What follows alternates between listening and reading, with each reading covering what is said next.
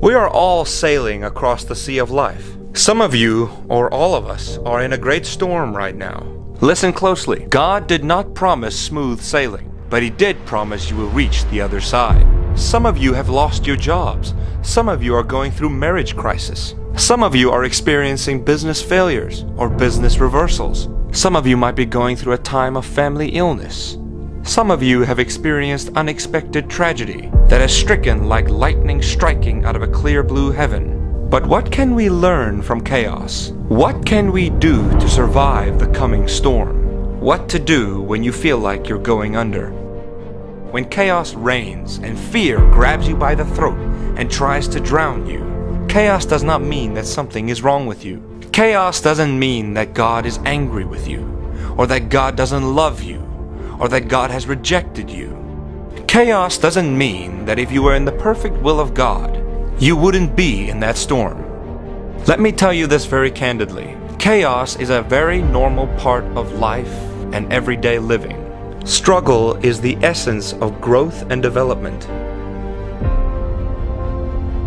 A mighty oak begins with a little seed that was planted in the soil and fights its way up, only to face the winds, the rain, the snow, and the blazing sun, and year after year of endless adversity in order to become a magnificent oak tree. Because it's only in the storm that your faith can grow.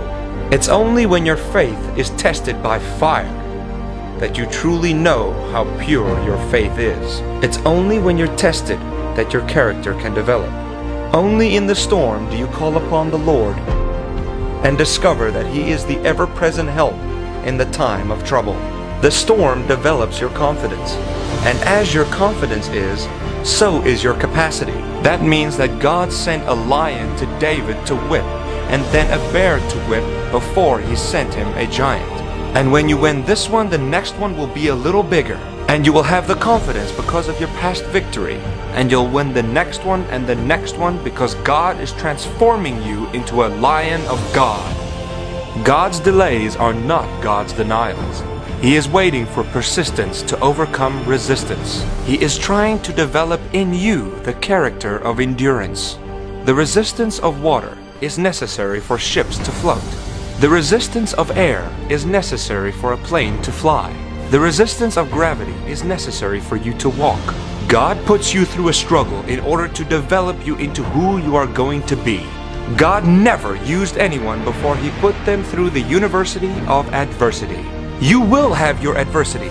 You will reach the other side. God is going to make a champion of grace out of every one of you. Listen to me. When you focus on the threat, you will experience fear.